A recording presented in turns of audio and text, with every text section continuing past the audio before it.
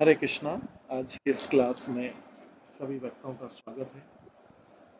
हम कीर्तन से शुरू करेंगे। जय राधा माधव कुंज बिहारी, जय गोपी जन वल्लभ गिरिवरधारी, यशोदानंदन भज जन रंजन, यमुना तीरावनचारी,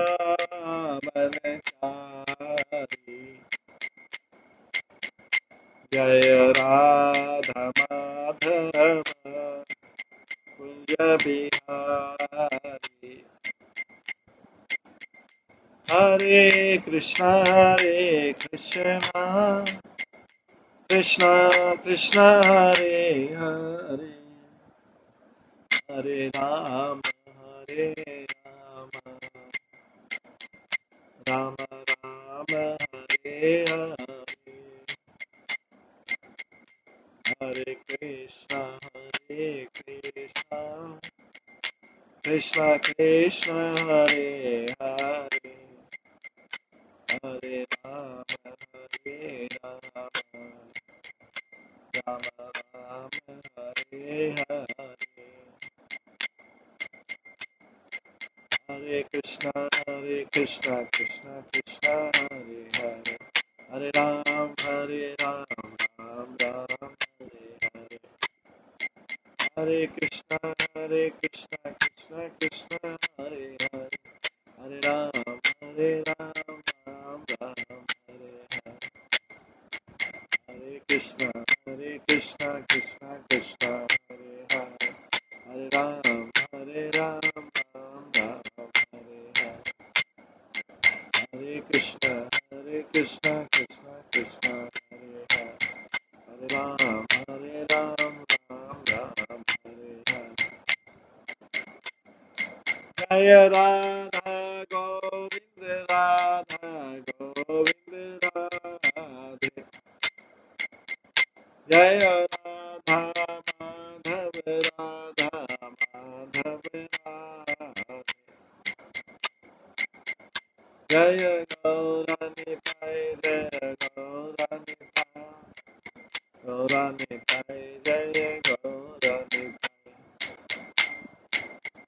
जय जय प्रभुपाद जय जय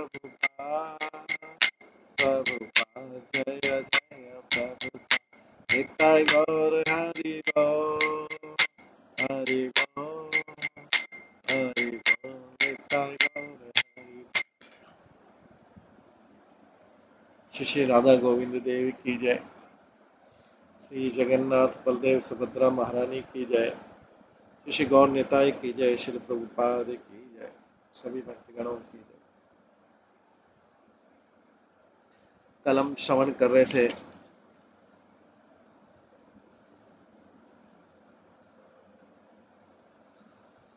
नारद मुनि गोप कुमार को गोलोक वृंदावन के बारे में महिमा वर्णन कर रहे थे।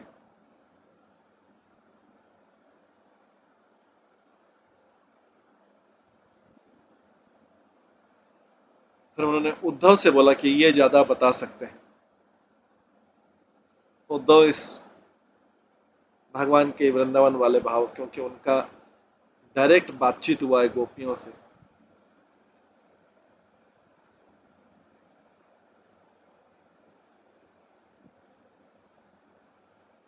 उद्धव भी फिर कुछ श्लोक बोलेंगे आगे।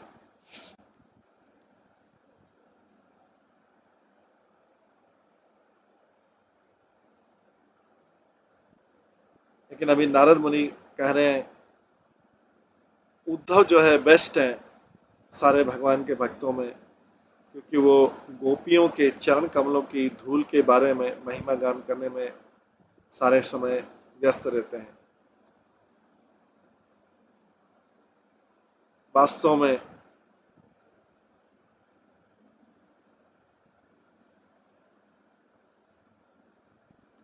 उद्धव ने प्रार्थना की कि वे उनको गोपियों के अगर धूल का एक पार्टिकल, एक कण भी मिल जाए, वो कण मिलने का तरीका ये हो सकता है कि वो घास का तिनका बन जाए, जिससे गोपियां उनके पैरों के ऊपर चलें। तो आज हम श्लोक नंबर 190 में श्रवण करेंगे।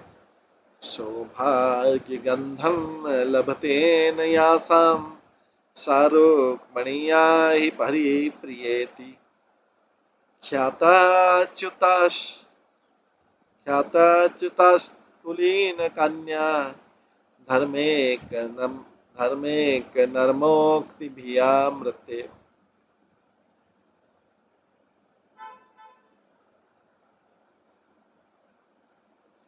रुक्मणी जो है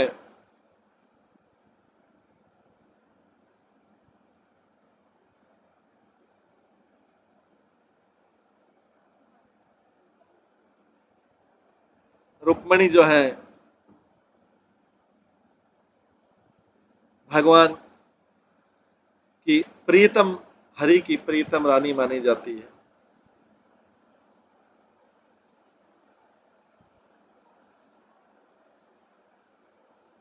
लेकिन भगवान की इच्छा को संतुष्ट करने के लिए उन्होंने धार्मिक सिद्धांतों का त्याग करके एक दासी बन गई। और एक बार भगवान ने जोग किया था, तो वो मृत्यु को प्राप्त होने वाली थी, ऐसा जोग किया था।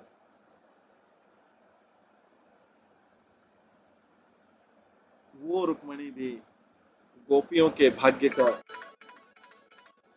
एक तिनका भी नहीं प्राप्त कर सकी। इससे पिछले वाले श्लोक में नारद ने उद्धव के दो वाक्यों पर अपनी टिप्पणी की थी कि हर क्षण मैं रिस्पेक्ट करता हूं उन ब्रज की, नंद के ब्रज की स्त्रियों पर। मुझे इतना भाग्य मिले कि मैं एक झाड़ी, लता या औषधि बन जाऊं वृंदावन में। इस सब श्लोक में और नेक्स्ट में वो इस वाक्य पर टिप्पणी करते हैं। ये जो भगवान ने जो ये फेवर है, कृपा की, जो गोपियों के ऊपर कृपा की, वो कभी लक्ष्मी जी पर भी कृपा नहीं की। इसमें जो श्लोक में आया, नायम श्रियो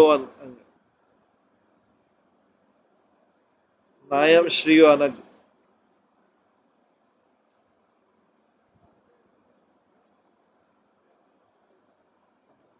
उसमें वर्णन है कि ऐसी कृपा कभी लक्ष्मी जी के ऊपर हुई नहीं।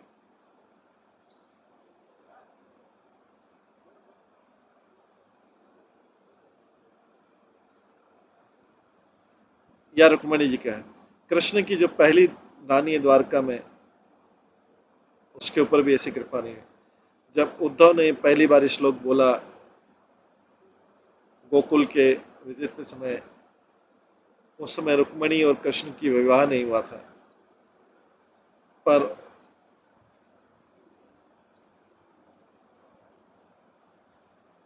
वर्तमान विषय में, क्योंकि उद्धव ये जो श्लोक है फिर से रिसाइट कर रहे हैं, वैकुंठ के द्वारका में फिर से रिसाइट कर रहे हैं, फिर से इसका उच्चारण कर रहे हैं। तो यहाँ पे श्री का मतलब है रुक्मणी।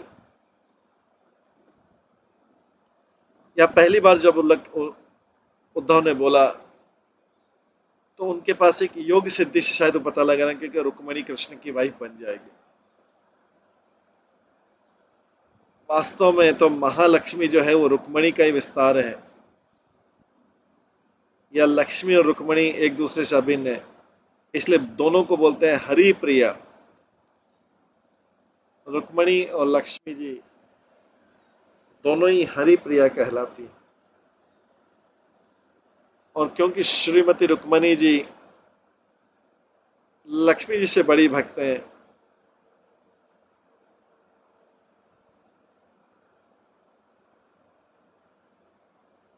तो गोपियां तो है लक्ष्मी से बहुत बड़ी हुई फिर। रुक्मणी जो है, रुक्मणी ने अपना वो व्यवहार भी त्याग कर दिया जो सामान्यतः अविवाहित लड़कियों को करना चाहिए व्यवहार।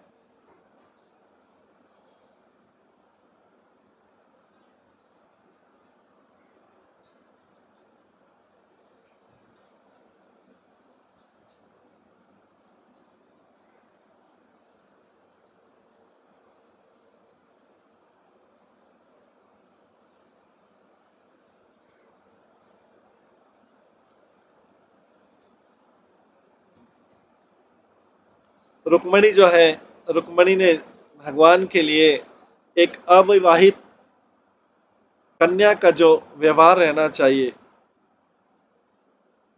वो भी त्याग दिया था, केवल इसलिए कि कृष्ण चाहते थे ऐसा। हालांकि रुक्मणी बहुत शिष्टाचार वाली कन्या थी विवाह से पहले, क्योंकि एक राजघराने में उच्च कुल में पालन हुआ था। तो उच्च कुल में पालन के कारण शिष्टाचार जो है वो उतने ज्यादा होते हैं। और रुक्मणी का परिवार तो पिताजी उनके भीष्मक पिता राजा भीष्मक तो हमेशा संत महात्मा उनके घर में आते रहते थे। तो रुक्मणी को एटिकेट्स का, शिष्टाचार का सबसे कहीं पे उदाहरण आता है तो रुक्मणी, रुक्मणी का उदाहरण आता है शिष्टाचार का। विवाह से पहले ही बहुत शिष्टाचार होती है, विवाह के बाद भी हम देखते हैं कि किस तरह से कृष्ण, जब कृष्ण के घनिष्ठ मित्र सुदामा आए थे, चाहे फटे पुराने कपड़ों में थे, लेकिन किस प्रकार से रुक्मणी ने हजारों दासियों के होते भी स्वयं उनके मित्र की सेवा की, क्योंकि वो भगवान जिनको चाहते हैं, भगवान जिनको चाहते हैं लाइक करते हैं, रुक्मणी की भी चाहनी वही हुई, रुक्मणी की डिजायर वही होगी जो भगवान की, क्योंकि वो भगवान की संगनी। तो उस रुक्मणी की यहाँ पे प्रशंसा की गई है कि रुक्मणी जो है, रुक्मणी ने अपना जो एक क्षत्राणी कन्या का जो स्टैंडर्ड रहता है, amend down the standards of behaviour रहता है, तो भीष्मक राजा वो भी भक्त और ऊपर से क्षत्राणी, बहुत हाई स्टैंडर्ड विवाह से पहले भी था। जो अनमेरिड गर्ल्स के लिए जो स्टैंडर्ड बिहेवियर होता है उसको उसने त्याग दिया रुक्मणी को, किसके लिए? कृष्ण ऐसा करने का चाह रहे थे। उसने अपने पिता के द्वारा सिखाए गए पूरे परिवार के द्वारा सारे शिष्टाचार को त्याग दिया, केवल कृष्ण ऐसा चाह रहे, और सारे इग्नोर करके जो सारे नियम है, एक एरिस्टोक्रेटिक गर्ल जो राजसी कन्या रहती है जिसको सारे एटिकेट सिखाए जाते हैं, वो गर्ल जो है, वो कन्या उसके पिता द्वारा अर्पण की जाती है पति को। इसकी बजाय उसने वो रुक्मणी ने वो एटिकेट त्याग दिया कि उसके पिता उसको कन्या को देंगे, कृष्ण को अर्पित करेंगे, उसके बजाय उसने, कृष्ण चाहते थे कि किडनैप कर ले तो रुक्मणी ने वैसा लिखा, कृष्ण किडनैप कर दिया। तो एक राजसी कन्या के सारे एटिकेट्स केवल कृष्ण के लिए।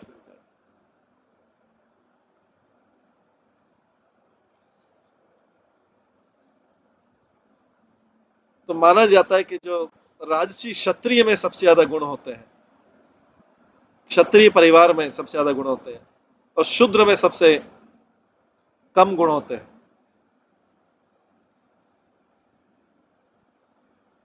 शुद्ध परिवार में सबसे कम एटिकेट्स होते हैं, सबसे कम शिष्टाचार होता है। तो यहाँ पे इसकी, इनके परिवार की भी बार बार प्रशंसा की जा रही है। उसने एरिस्टोक्रेटिक गर्ल के जो सारे गुण थे उसमें, वो मैरिज में और उनके पिता ऑफर करते हैं, उस गुण को केवल कृष्ण के लिए त्याग दिया, केवल कृष्ण।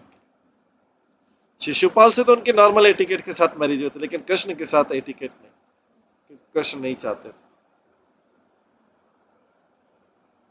और एक बार एक चैप्टर है पूरा की पूरा, कृष्ण ने कई जोक किए थे रुक्मणी में। ये जोक हंसी मजाक के लिए नहीं थे। एक रुक्मणी के साथ जोक किया था कि तुम तो इतनी राजसी कन्या हो, तुम्हारे आसपास इतनी दासियां घूमती थी, तुमने मेरे साथ कैसे विवाह कर लिया? मैं तो गाय चराने वाला हूँ। मैं तो, कृष्ण अपनी स्थिति बता रहे थे, हालांकि कृष्ण तो द्वारका के किंग है, लेकिन मैं तो गाय चराने वाला हूँ। गाय चराने वाले के पास क्या एटिकेट्स रहते हैं, क्या शिष्टाचार रहता है? ऐसा बहुत कमेंट किया था। रुक्मणी उतने शोक में चली गई, इतने शोक में चली गई थी, इतना, इतने ज्यादा शोक में चली गई थी कि वो मृत्यु को प्राप्त होने वाली शोक में, कि कृष्ण ने ऐसा कैसे कमेंट कर दिया। उसने बाद में बोला कि कृष्ण मेरे लिए तो आप सब कुछ थे, अगर आप राजा नहीं होते, ग्वाल बाल के होते, तो भी मैं आपसे ही विवाह करती। आपने ऐसा कैसे बोल दिया मेरे लिए?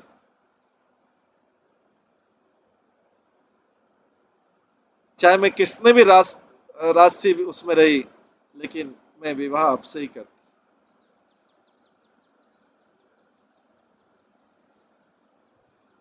उस समय कृष्ण ने उनसे बोला था, अथा मानो अनुरपाम वही भजस्व क्षत्रिय सधर्म ये न तम आशीष सत्य इहा इहा मुत्र च लप्स्यते। तो कृष्ण ने ये भी बोला था रुक्मणी को कि अब आपको एक नया पति स्वीकार कर लेना चाहिए, क्योंकि मैं तो ग्वाल वाला, नया पति स्वीकार करना चाहिए, ए फर्स्ट क्लास व्यक्ति जो क्षत्रिय का हो, क्योंकि आप क्षत्राणी हैं, रॉयल ऑर्डर का, जो आपको हेल्प कर सकता है वो सारी चीज प्राप्त करने में, जो अपने आप इस जीवन में चाहती है और अगले जीवन में चाहती है। ये भागवतम के 10वें स्कंद के 60वें अध्याय में ये रुक्मणी को ऑफर दे रहे हैं भगवान, विवाह करने के बाद दे रहे हैं ऑफर। ऐसा जोक कर रहे थे कि अभी भी चाहो तो तुम किसी दूसरे पति को स्वीकार कर सकती हो, वो तुमको सारा सुख देगा जो क्षत्राणी को एक मिलना चाहिए, क्योंकि तुम रॉयल ऑर्डर किए, तुम तो बहुत उच्च कुल से आई हो, मैं तो ग्वाल बाल हूं। और आगे फिर सुखदेव गोस्वामी बोलते हैं, तस्यासु दुःख भये शोक विनिष्ट बुद्धे हस्त छठराद बले व्यजनम पापता देहश्च विकल्या दिए सप्तु सतिवा मुयम रंभे वायु विहत परिवक्रिया केशव। रुक्मणी सुन के कि कृष्ण जब ऑफर किया कि तुम अभी भी चाहो तो दूसरे पति को ले सकती हो, ऐसी मजाक बिना किसी प्रोवोकेशन के वैसे किया था। ये चैप्टर का नाम है कृष्ण का रुक्मणी के साथ उपहास, जोक। तो जोक इस प्रकार का किया कृष्ण ने, तो इसका रुक्मणी की क्या दशा हुई? रुक्मणी का मन जो है शोक से, अप्रसन्नता से, भय से और दुख से पूरा कंट्रोल हो गया जब रुक्मणी ने कृष्ण का ये वाक्य सुना कि अभी भी तुम चाहो तो दूसरे पति को स्वीकार कर। उनके बेंगल जो है उनके हाथ से निकल गए, वो इतनी क्षण भर में दुबली हो गई। और Bengal slipped from her hand, हाथ, उनका फैन उनके हाथ से गिर गया, जो कृष्ण को फैन कर रही थी, वो फैन ही कर रही थी, और अपने भ्रम में मूर्छित हो गई। उनके बाल आसपास बिखर गए, उनका शरीर गिर गया ग्राउंड पे, जैसे एक वृक्ष गिर जाता है, वृक्ष जो है हवा से तेजी से गिर जाता है, ऐसी वो गिर गई नीचे। कृष्ण की केवल ये वाक्य सुन के कि अभी भी चाहो तो तुम कोई दूसरा पति स्वीकार कर सकते हो। ये भागवतम का 10वें स्कंद का 60वें अध्याय का, ये पूरा चैप्टर का नाम है रुक्मणी का के साथ कृष्ण का प्रयास, जोकिंग। आगे 191, तो यहाँ पे उस रुक्मणी, वो रुक्मणी जो कृष्ण को इतना प्रेम करती थी, इतना प्रेम करती थी, एक शब्द सुनने से, सेंटेंस सुनने से, कि अगर कृष्ण बोल दे कि तुम दूसरा पति स्वीकार कर सकते हो, सेंटेंस सुनने से मूर्छित हो गए, सब कुछ गिर गया उनके हाथ से, हाथ से बेंगल निकल गई, मतलब शोक के कारण इतनी सूख गई क्षण भर में। यहाँ पे बोला जा रहा है कि उन गोपियों, नारद मुनि गोप कुमार, वो गोपियां, उन गोपियों के साथ, उन गोपियों को भगवान ने जो प्रेम दिया, वो रुक्मणी को भी उसका भाग्य में नहीं था, उसका अंश भी भाग्य में नहीं था। रुक्मणी जो महालक्ष्मी है, लक्ष्मी जी जिनसे निकलती हैं, रुक्मणी की पोजीशन लक्ष्मी से बात बताइए, रुक्मणी भगवान को कितने प्रिय थी और रुक्मणी भगवान से कितना प्रेम करती थी।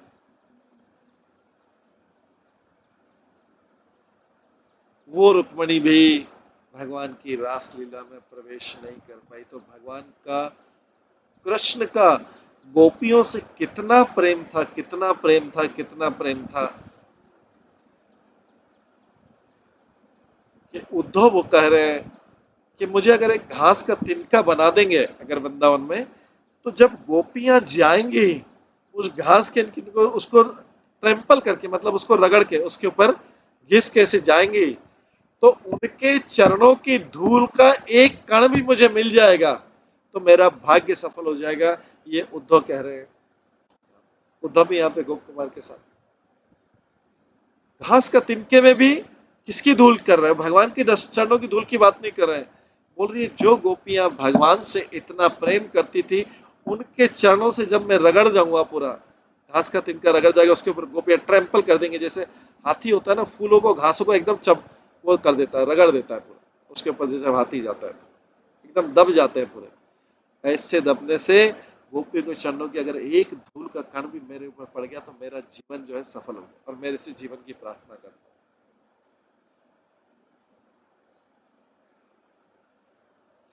वो गोपियों का प्रेम है। तो रुक्मणी जो भगवान से इतना प्रेम करती है, रुक्मणी का प्रसंग इसलिए आया कि रुक्मणी जो केवल मात्र सुनने से कि भगवान ऑफर कर रहे हैं कि कोई दूसरा हस्बैंड ले ले, उस सुनने से बेहोश हो गई, हाथों से चूड़ियां निकल गई, फैन गिर गया, भ्रमित हो गई, मूर्छित हो गई। वो रुक्मणी जो भगवान से इतना प्रेम करती है, वो भी रासलीला में प्रवेश नहीं कर पाई। ये है भगवान का गोपियों के प्रति प्रेम।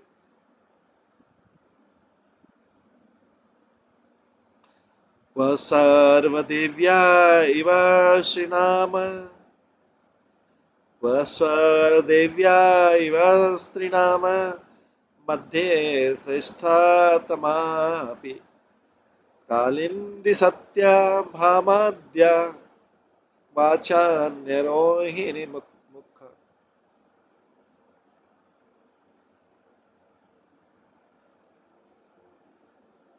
इतनी अट्रैक्टिव विमेन, इतनी आकर्षक, जैसे रुक्मणी इतनी आकर्षित है कि स्वर्ग की आकर्षण, स्वर्ग की अप्सराओं का आकर्षण कुछ रुक्मणी के सामने नहीं था। उतनी सुंदर थी, महालक्ष्मी थी सर। तो as attractive as the women of heaven, जितनी अट्रैक्टिव स्वर्ग की अप्सराएं, तो कृष्ण की जो ऐसी रानियां हैं उसकी गोपियों से कैसी तुलना की जा सकती है, ऐसी सुंदर रानियों की गोपी से कैसे तुलना की जा सकती है। और कृष्ण की दूसरी जो मुख्य रानियां पटरानियां हैं, कालिंदी और सत्यभामा, या दूसरी है रोहिणी, उनकी तुलना कैसे हो सकती गोपियों से। तो तात्पर्य में है, सारे हेवनली ब्यूटी, स्वर्ग की सुंदरता, अच्छा चरित्र, अच्छा चरित्र और स्वर्ग की सुंदरता होते हुए भी कृष्ण की 8 रानियों, कृष्ण की 8 रानियां जो स्वर्ग से भी ज्यादा सुंदरता और अच्छा चरित्र, बेस्ट चरित्र, बेस्ट कैरेक्टर, वो भी होप नहीं कर सकती है गोपियों के गुड फॉर्चून का, गोपियों के सौभाग्य का एक कण भी नहीं प्राप्त कर सकती। इसका मतलब गोपियों का भगवान के प्रति कितना प्रेम था, कितना प्रेम था कि रानियां सारे प्रकार से कृष्ण को सेवा करने को तैयार है, सारे प्रकार से उसको प्रसन्न कर रही हैं, लेकिन वो गोपियों के प्रेम का एक, गोपियों को जो आनंद है उसका एक कण भी, एक कण भी, गोपियों के गुड फॉर्चून का सौभाग्य एक कण भी रानियां बोलती है हमारे पास नहीं। Slight trace of gopis, gopis good Fortune, एक ट्रेस भी नहीं है उनके पास। तो कृष्ण के बाकी 16,000 रानी के बाद, ये तो पटरानियों को नहीं है, एक जो 8 थी पटरानियां उनको नहीं, तो बाकी 16,100 रानियों को क्या कहना है। ये रानियों का सौभाग्य तो एक सामान्य जीव का सौभाग्य क्या हो, उसकी तुलना में स्वर्ग के अप्सराओं का क्या सौभाग्य, उसकी तुलना में पृथ्वी की अप्सराओं का, पृथ्वी की अप्सराओं का क्या सौभाग्य, और उसके वजह से पृथ्वी के सामान्य जीव का क्या होगा। इसका मतलब गोपियां कितनी भाग्यशाली, कितनी भाग्यशाली, कोई उनके भाग्य का वर्णन नहीं कर पा रहा। नारद मुनि बोल रहे हैं मैं नहीं कर पाऊंगा, उद्धव को दे दो। उद्धव बोल रहे हैं मैं तो खुद ही कर, मैं कोई वर्णन करने को तैयार नहीं हो रहा गोपियों के सौभाग्य। नारद मुनि सीधे, नारद ऋषि महान ऋषि ने उद्धव को बोले कि उद्धव मेरे से ज्यादा जानते हैं इस मामले में, गोप कुमार को बोलते हैं, क्योंकि वो गोपियों से मिल के आए।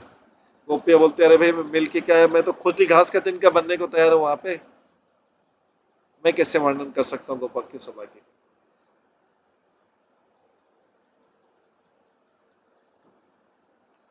वास्तव में स्वर्योषिताम नलिना गंधरुचम कुलोत्नयन, कभी स्वर्ग की अप्सराओं ने कभी स्वप्न में भी नहीं सोचा होगा कि ऐसा किसी का सौभाग्य हो सकता है। मोस्ट ब्यूटीफुल गर्ल्स, जिनके उन स्वर्ग की अप्सराओं का, जिन कन्याओं का बॉडी लस्टर, उतनी चमक है जिनके शरीर में, और अरोमा जो सुगंधी चारों तरफ फैलती है, उनकी ब्यूटी और उनका फ्रेग्रेंस लोटस जो है कमल के जैसा लगता है, कमल से इसकी तुलना की जा सकती है सर के अप्सरा। उसकी तुलना में महालक्ष्मी या रुक्मणी 8 पटरानी की कितना बड़ा सौभाग्य है कि कृष्ण की रानियां हैं, कृष्ण की सेवा करने का अवसर मिलता है, और उससे ऊपर गोपियां। लक्ष्मी जी जो supreme Gauden of, Lakshmi ji Shri Rukmini Mahalakshmi है, कई बार कृष्ण को गले लगाती हैं। रुक्मणी कई बार कृष्ण से प्रेम प्राप्ति के लिए कृष्ण को गले लगाती है, बट वो कृष्ण का वो फेवर, वो कृपा नहीं प्राप्त कर पाती जो गोपियों को मिला। स्वयं रुक्मणी गले लगाती है कृष्ण, उनका फेवर, उनकी कृपा प्राप्त करने के लिए, लेकिन वो वो कृपा नहीं मिल पाती जो कृष्ण ने गोपियों को दी।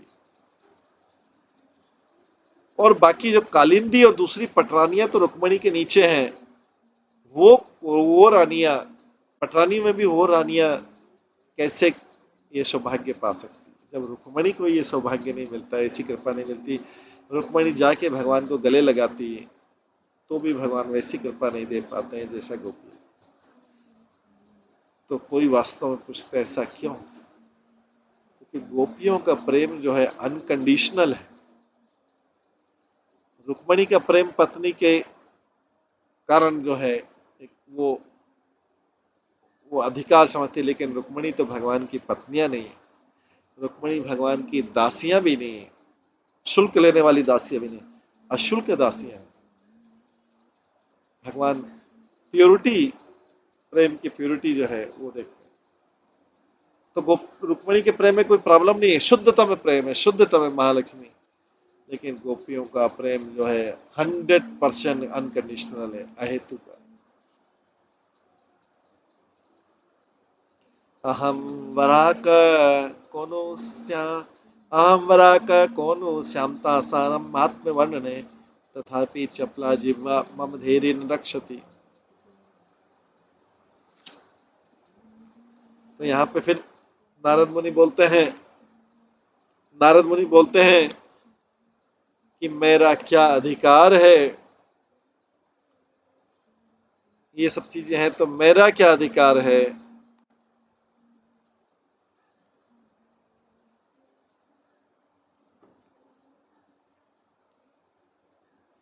मैं तो एक इनसिग्निफिकेंट तुच्छ जीव हूं, मेरे पास क्या अधिकार है गोपियों की महिमा का वर्णन करने का भी अधिकार मेरे पास नहीं। हालांकि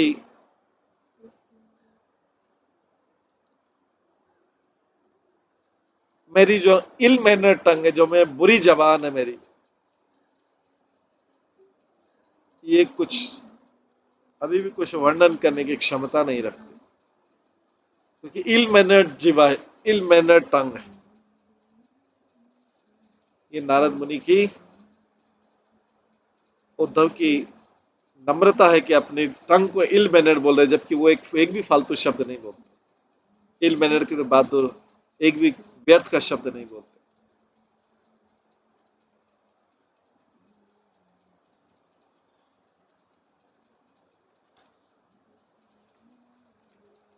आगे बोलते हैं, नारद मुनि आगे कहते हैं, भोगोपपुत्र ब्रजनाथ मित्र है, तत्प्रेम भक्त प्रवरो उद्धव, तत्सार कारुण्य विशेष भाग्यता तासाम ब्रजे प्रेम भरम तमेक्षत।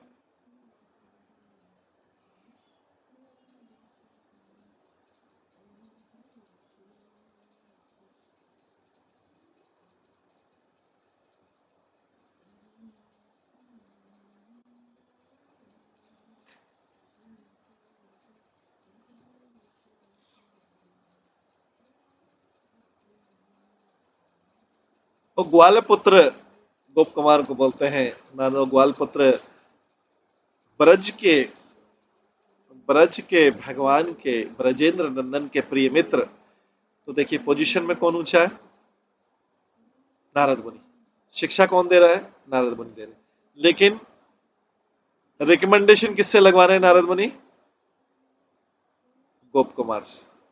क्योंकि गोप कुमार जो है वो बोल रहे हैं कि ओ ग्वाल बाल के पुत्र ब्रजेंद्र के ब्रजेंद्र नंदन के पुत्र, मतलब नारद मुनि से भी ज्यादा ऊंची पोजीशन पर भी गोप कुमार को पहुंचा दिया नारद मुनि ने से कि आप क्योंकि ब्रजेंद्र नंदन के प्रिय हैं।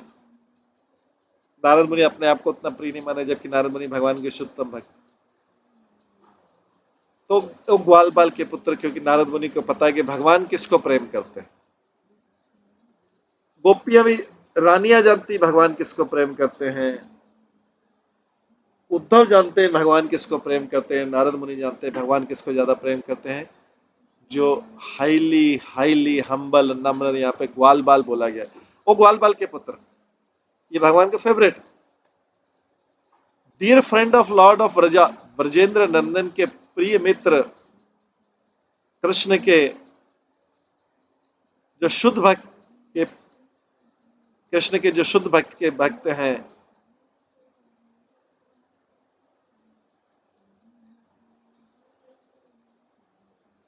उनमें से उद्धव जो है सबसे महान है। नारद मुनि बोल रहे हैं उसके सौभाग्य से उसने भगवान की कृपा को प्राप्त कर लिया, और उसने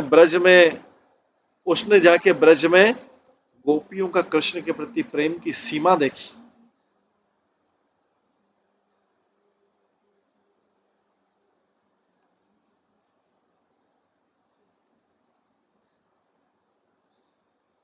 तासाम प्रसादात तासाम प्रसादातिशयस्य गोचरस तत्संगतो विस्मृत कृष्ण संगम निर्धारमेतं व्यवहारं निदर्शम कुर्वन् वदेद यत्तत् अतीव संभवत्।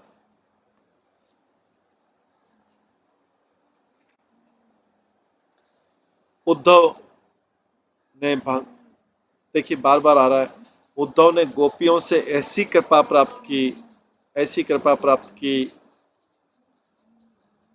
भक्तों की, शुद्ध भक्तों की महानता के बारे में।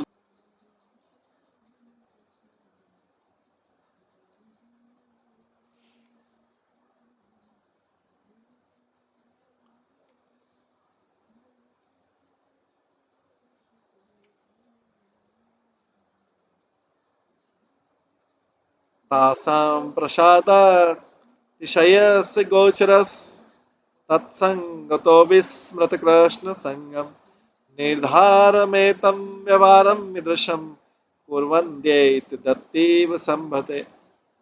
उद्धव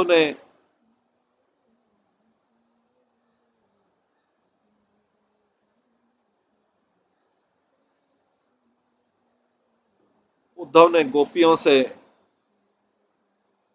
इतनी कृपा प्राप्त की उनकी कंपनी में कि वो कृष्ण को भूल गए। कितने बड़े आश्चर्य की बात है कि गोपियों के संग में कृष्ण को भूल गए। इतनी बड़ी भक्ति थी। हम भी संसार में कृष्ण को भूलते हैं, लेकिन हम भौतिक संग में कृष्ण को भूल जाते हैं। जब हम भौतिक रूप से किसी के साथ वार्तालाप करते हैं तो कृष्ण को भूल जाते हैं, लेकिन यहाँ गोपियों के संग में उद्धव कृष्ण को भूल गए। क्योंकि गोपियों की सारी वार्तालाप ही कृष्ण से संबंधित।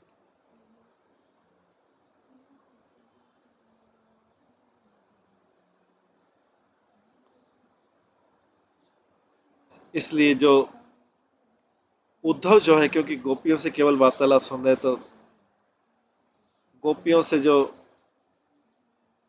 गोपियों के बारे में जो भी कंक्लूड करते हैं, जो भी बोलते हैं या कहते हैं, वो सब कुछ सही होगा, क्योंकि गोपियों के कहे गए वचन कभी व्यर्थ नहीं जाते। तो उद्धव के वचन कैसे व्यर्थ जाएंगे? गोपियों से इनकी वार्तालाप हुई। तो नारद मुनि उद्धव की प्रशंसा करें कि उद्धव की प्रशंसा इसलिए नहीं करें कि वो भगवान का महान भक्त हो, इसलिए प्रशंसा करें कि इसने गोपियों का संग पाया, शुद्ध भक्तों का संग पाया, उसकी प्रशंसा करें। गोपियों की इनसे वार्तालाप हुई। तो तात्पर्य में उद्धव जो है भगवान का बेस्ट प्रेम भक्त है, ब्रजनाथ का। कृष्ण की उसे विशेष कृपा प्राप्त है। कृष्ण ने उद्धव को अपने पास बुला लिया था, क्योंकि भगवान ये समझते हैं कि उद्धव जो है स्पेशली उनकी कृपा का योग्य पात्र है। उद्धव ने वृंदावन में जब गोपियों से मिला तो उसने अपने जीवन का पूर्णता प्राप्त कर ली, और गोपियों ने जो प्रेम दिया कृष्ण के बारे में, और गोपियों का प्रेम देख के और गोपियों का आशीर्वाद प्राप्त किया। उद्धव ने गोपियों का आशीर्वाद प्राप्त किया। वो उद्धव जो भगवान का एडवाइजर है, भगवान का मित्र है, उसने गोपियों का आशीर्वाद प्राप्त किया। ये कैसे भक्त है?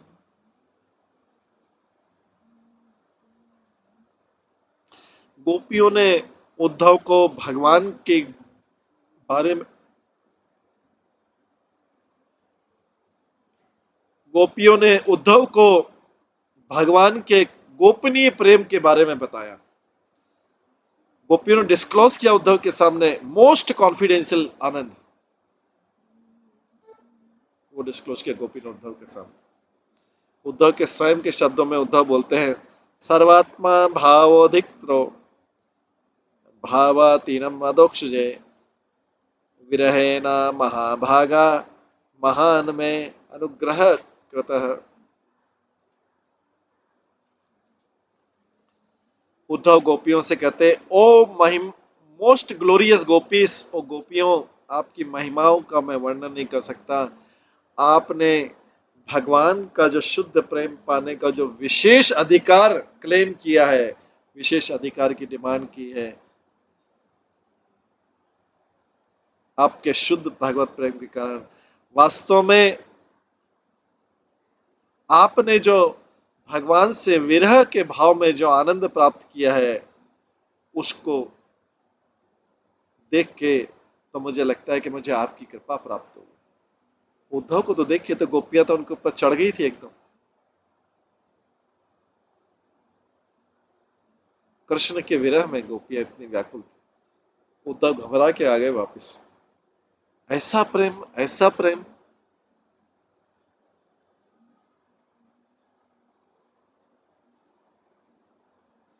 उद्धव प्रशंसा करते हैं। श्री श्रीधर स्वामी अपने तात्पर्य में लिखते हैं श्लोक में, भागवत प्रेम सुख प्रदर्शन ममेव महान अनुग्रह कृत। आपने भगवान के आनंद के लिए जो प्रेम का प्रदर्शन किया,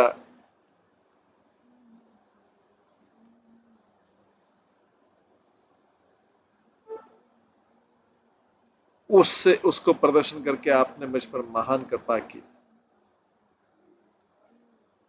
श्रीधर स्वामी लिखते हैं, महाराज की उद्धव से बोलते हैं, या उद्धव के वाक्य सुन के बोलते हैं कि आपने भगवान के प्रति जो प्रेम प्रदर्शित किया, उससे मुझे बहुत कृपा प्राप्त हुई। उनको प्रसन्न करने के लिए गोपियों के संग में और गोकुल में स्टे करके लंबे समय तक उद्धव बहुत प्रभावित हो गए।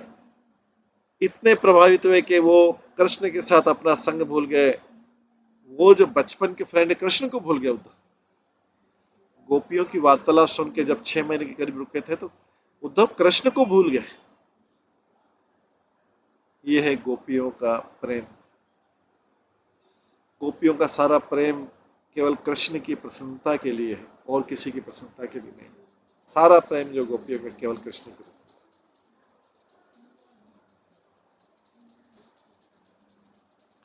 स्वफलक पुत्रो भगवत पितृव्य सनीरस ज्ञान विशुष्क चेता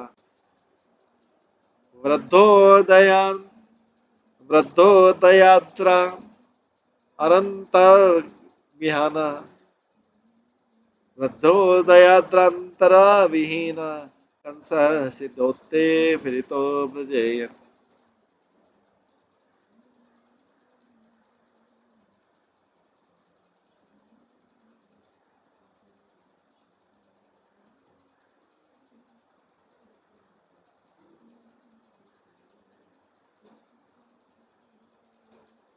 अक्रूर जो शफलक का पुत्र है और भगवान का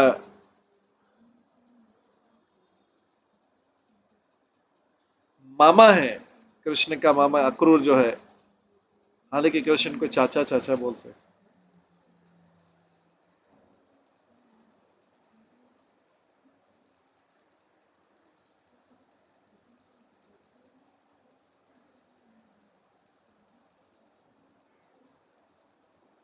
वो एक बूढ़ा व्यक्ति था जिनका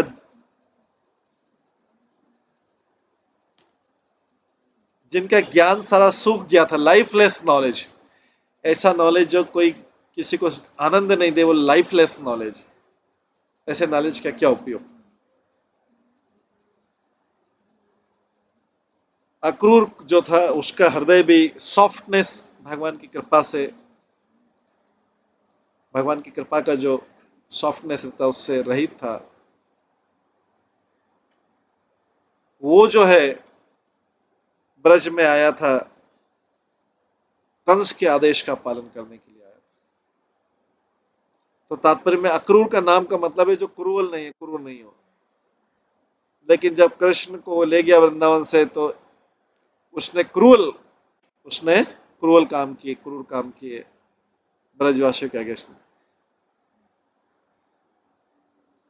वो कृष्ण के अंकल होंगे चाहे, पर उद्धव के अनुसार उस अक्रूर का हृदय पूरा सूखा हुआ था ज्ञान से। उसमें भक्ति का रस नहीं था क्रूर के हृदय में, और एक बूढ़े व्यक्ति के समान बूढ़े व्यक्ति था। वो एक शो भी नहीं कर सके, बाहरी शो भी नहीं कर सके रस का, के रस को जानते या नहीं जानते। इसलिए उसका भगवान के अप्रिसिएशन नहीं था, कोई भगवान के मूड के लिए कोई अप्रिसिएशन नहीं था भगवान का ब्रज प्रेम का। इसलिए वो कृष्ण को ब्रज से बाहर ले गए थे।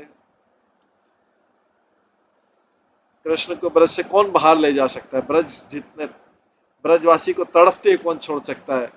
अक्रूर छोड़ पाए, क्योंकि क्रूर, हालांकि उसका नाम एक क्रूर नहीं था, लेकिन उसने सारी क्रूरता बताई, ब्रजवासियों को भगवान से विलग कर दिया।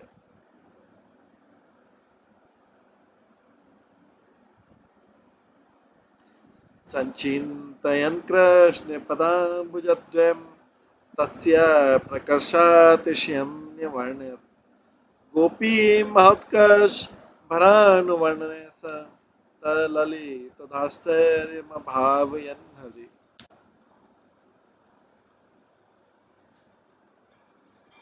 यस, कृष्ण के दो चरण कमलों पर ध्यान करते हुए वो कृष्ण की श्रेष्ठता का वर्णन कर रहे हैं, और उनके हृदय में गोपियों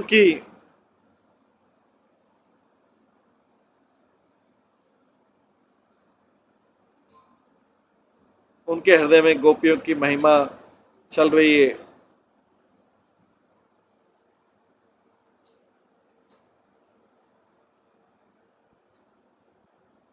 लेकिन वो अपने आप में ही पूरे तरीके से डूबे हुए थे। यदर्चिन्भं भवादिभिः सुरे यदर्चितं भव यदर्चितं भ्रम भवादिभिः सुरे श्रिया च देव्या मुनिभिः ससात्रे गोचारयानुचरेष्वदेन यद्गोपिकानां कुचकुंकुमांचित। अक्रूर सोच रहे हैं जिन चरण कमलों की पूजा ब्रह्मा जी और शिव जी करते हैं, दूसरे देवता करते हैं, लक्ष्मी जी करती हैं, और महान भक्त और वैष्णव करते हैं, उन उन चरण चिन्हों पर, उन चरण चिन्हों से भगवान वन में चलते हैं, गाय चराते हैं उनकी कंपनी में, और वो चरण चिन्ह जो हैं गोपियों के स्तन में जो कुमकुम लगाए उससे चिन्हित। तो गोपियों के स्तन में जो कुमकुम लगाए वो भगवान के चरण चिन्हों में कैसे आ गया? क्योंकि भगवान कृष्ण के चरण चिन्हों का गोपियां हमेशा अपने हृदय में रखती, हमेशा अपने हृदय में रखती। तो भगवान के चरण कमल में जो कुमकुम उनकी माता लगाती, गोपियां बोल रही है हमारे स्तन पे वो है, क्योंकि वो हमेशा गोपियां उन चरण चिन्हों को अपने हृदय में रखती, अपने ब्रेस्ट के ऊपर रखती है उन चरण चिन्हों को मन में।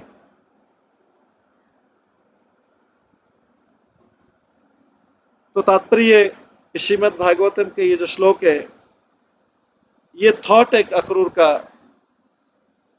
जब वो वृंदावन की तरफ जा रहे तो ये सोच रहे हैं कि वो चरण चिन्ह जिनको गोपियां अपने हृदय में धारण करते हैं उसके कारण उनका कुमकुम लग जाता है उनके वक्षस्थल पे, उन चरण चिन्हों का अक्रूर ध्यान कर रहे हैं।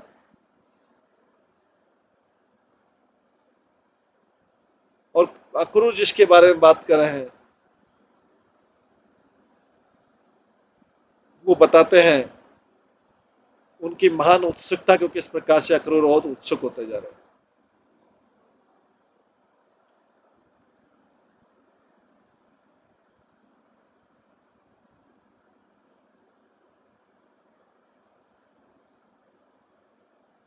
ब्रह्मा जी और दूसरे जो डेमीगॉड है वो कृष्ण के चरण कमलों की पूजा करते हैं और ये बताने का प्रयास कर रहे हैं कि कृष्ण के चरण चिन्ह ही वास्तव में पूजनीय डीटी है, विग्रह है, और वही कृष्ण सुप्रीम नियंत्रक है। लक्ष्मी देवी जो सारे धनी लोगों पर कृपा करती है अपनी, केवल अपनी तिरछी दृष्टि से, लक्ष्मी जी केवल अपनी तिरछी दृष्टि से सब, अगर लक्ष्मी जी किसी के ऊपर तिरछी दृष्टि डाल दे तो वो दुनिया का सबसे सौभाग्यशाली व्यक्ति हो जाए। वो लक्ष्मी जी कृष्ण के चरण कमलों की पूजा करती है। इससे पता लगता है कि कृष्ण के जो चरण कमल है वो भाग्य के एक्सट्रीम लिमिट है, भाग्य की परम सीमा है, क्योंकि लक्ष्मी जो दूसरों को भाग्य देती है वो स्वयं उन चरण कमलों की पूजा करती है। वो सारे सौभाग्य के स्रोत है भगवान के चरण कमल। योगी लोग जो अपने आप में संतुष्ट रहते हैं, जो लक्ष्मी जी के भाग्य की भी परवाह नहीं करते हैं, लेकिन वो लोग भी जो है कृष्ण के चरण कमलों को अपने ध्यान में रखते हैं।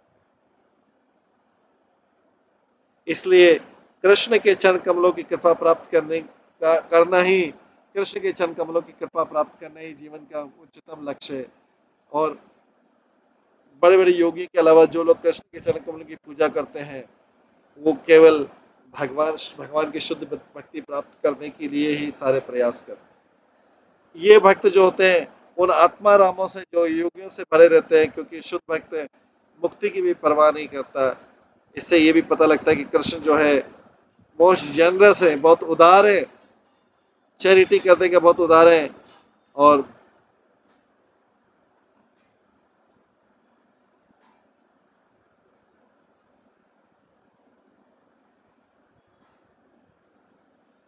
जो संत लोग कर्म और ज्ञान के विकास में बिजी रहते हैं उनको भगवान के चरण कमलों के बारे में टाइम नहीं मिलता है, वो उनमें स्पेशल ज्ञान का अभाव रहता है, उनमें वो विशेष ज्ञान का अभाव रहता है जिससे उनको भगवान की चरण कमलों की पूजा की प्रेरणा मिले। ज्ञान और कर्म के कारण व्यक्ति या तो कर्म में इतना व्यस्त रहता है या ज्ञान पाने में इतना व्यस्त रहता है कि वो भगवान का रियल प्रेम प्राप्त नहीं कर पाता, उनके चरण कमलों में उसकी कोई रुचि नहीं रहती।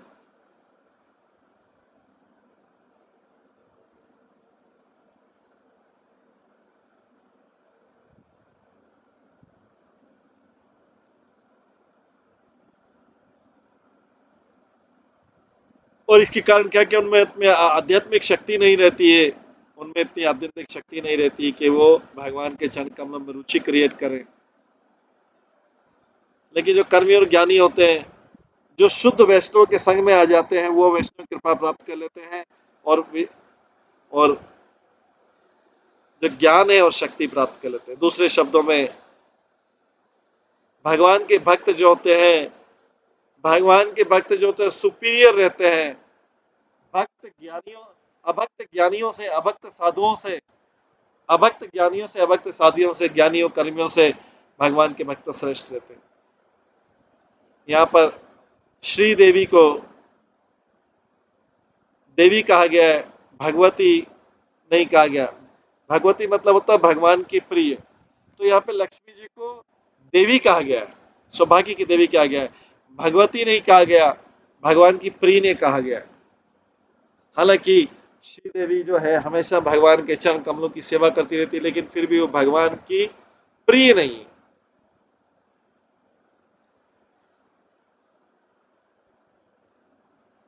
तो अक्रूर बताते कि वो यहाँ पे नारायण की वाइफ महालक्ष्मी की नहीं बात कर रहे हैं, लेकिन महालक्ष्मी का जो विस्तार है, जो इस भौतिक जगत में ऐश्वर्य की देवी है, उस लक्ष्मी जी की बात कर रहे हैं कि वो भगवान की प्रिय नहीं है। जो नारायण की सेवा करती है लक्ष्मी जी, वो तो प्रिय है, लेकिन जो उस महालक्ष्मी का अंश है, इस भौतिक जगत की जो ऐश्वर्य देने वाली लक्ष्मी, वो भगवान को प्रिय नहीं है। लेकिन वैष्णव लोग तो भगवान की ओरिजिनल महालक्ष्मी को पूजा करते हैं, जो भगवान की प्रिय संगिनी है। इसलिए वैष्णव लोग तो उनको महान भाग मानते हैं, अपने आप से महान मानते हैं।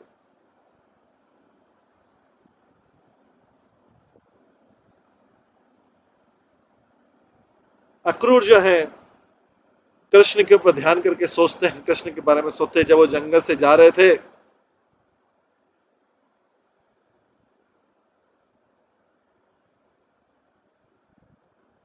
कृष्ण उस सीन के बारे में सोचते कि जो अक्रूर है उस सीन के बारे में, उस दृश्य के बारे में सोचते कि किस प्रकार से कृष्ण जंगल में अपने साथियों को साथ में होंगे, जो युवा ग्वाल बाल है।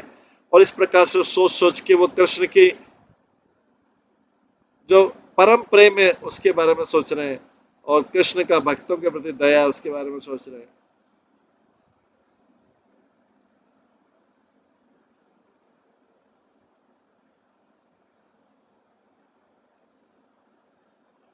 अक्रूर विचार करें इस प्रकार से वृंदावन के बारे में और कृष्ण के गाय चराने के बारे में।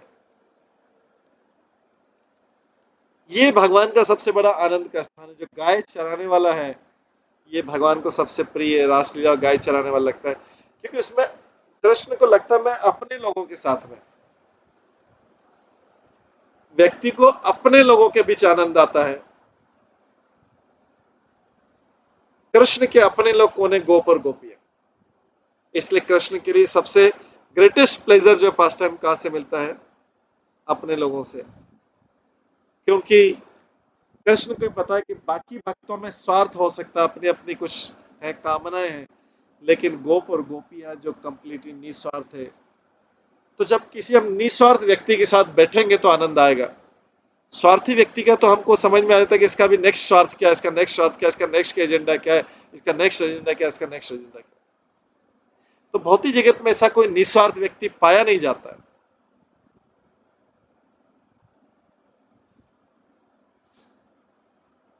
एक क्षण के लिए भी कोई व्यक्ति हमें ऐसा नहीं मिल सकता जो निस्वार्थी है इस भौतिक संसार में।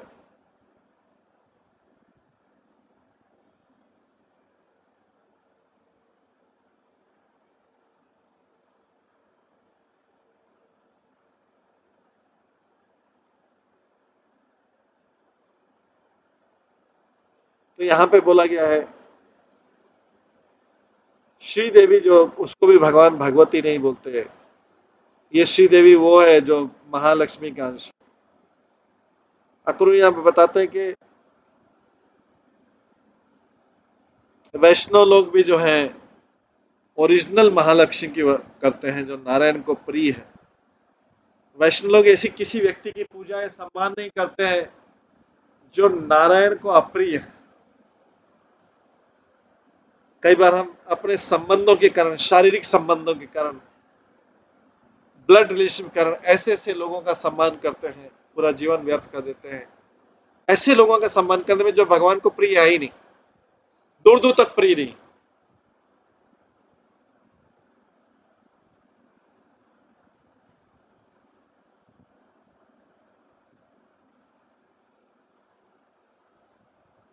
जिनके ऊपर भगवान की कोई कृपा नहीं है।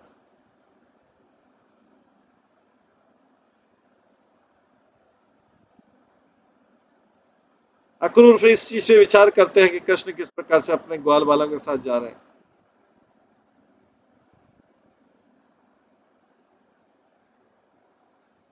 तो उनका जो ग्रेटेस्ट प्लेजर किसमें, उस लीला में है,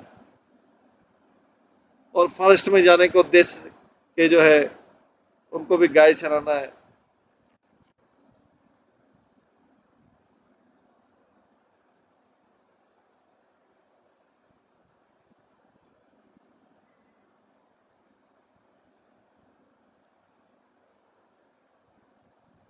ये ये ठीक नहीं है सोचना कि जो शब्द अर्चितम और अनुचर है,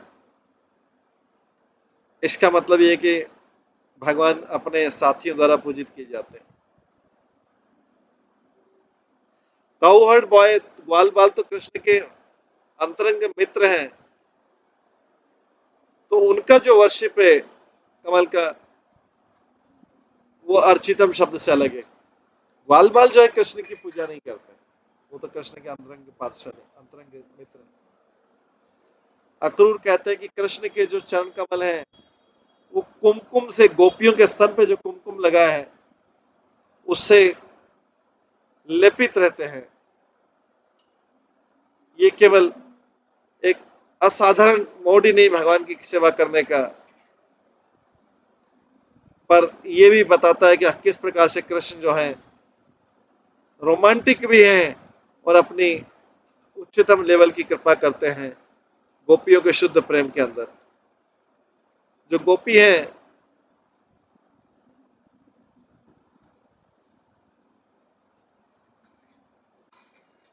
गोपी जो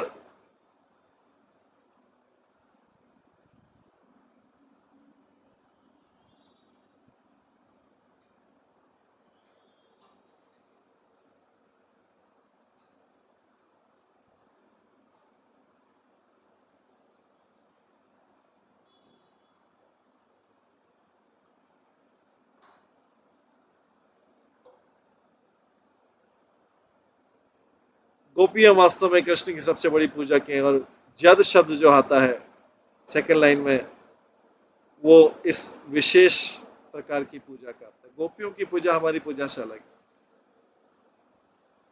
जो मधुरता है कृष्ण के चरण कमलों के,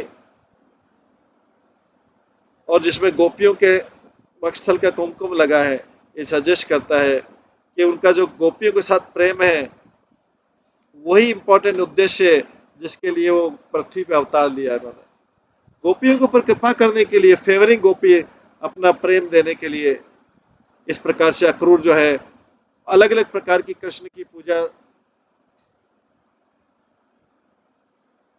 का वो मन में एनालिसिस करें, किसकी पूजा महान है। ब्रह्मा जी देवताओं से ऊपर है, शिव ब्रह्मा से ऊपर है, लक्ष्मी देवी शिव से ऊपर है, और जो स्वयं आत्मा नाम है वो लक्ष्मी देवी से ऊपर है। प्योर वैष्णव जो है आत्माराम से ऊपर है, और कृष्ण कृष्ण के जो ग्वाल बाल मित्र हैं और फाइनली जो गोपी है वो सबसे बड़े हैं। इस प्रकार से अक्रूर ये सोच के बहुत आनंदित हो गए। इस प्रकार से इस आनंद में उन्होंने वृंदावन की प्रवेश किया। और क्या सोच रहे हैं, अथावरौधो सपदेश्वराथ प्रधान पुंसम चरणम स्वलोभ्य धिया धृतम योगिभिरपि अहम ध्रुवम नमस्याभ्यं च सखिम मनस। वो सोच रहे हैं जब मैं भगवान को देखूंगा, मैं तुरंत रथ से नीचे उतर आऊंगा और भगवान कृष्ण बलराम के चरण कमलों में लग जाऊंगा।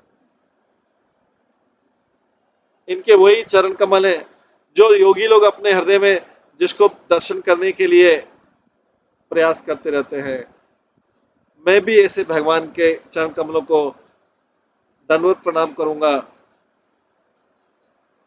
और उनके साथ उनके ग्वाल वाले मित्रों को भी दंडवत प्रणाम करूंगा जो सब ब्रज के वासी हैं। इस प्रकार से वो अक्रूर सोच के जा रहे थे। नारद मुनि इन सब चीजों का वर्णन करते हैं, क्योंकि अभी गोप कुमार को गोलोक धाम की महिमा बता रहे हैं, तो गोलोक धाम की महिमा कितनी बड़ी है, कितनी बड़ी है कि उसका वर्णन खत्म नहीं हो रहा है।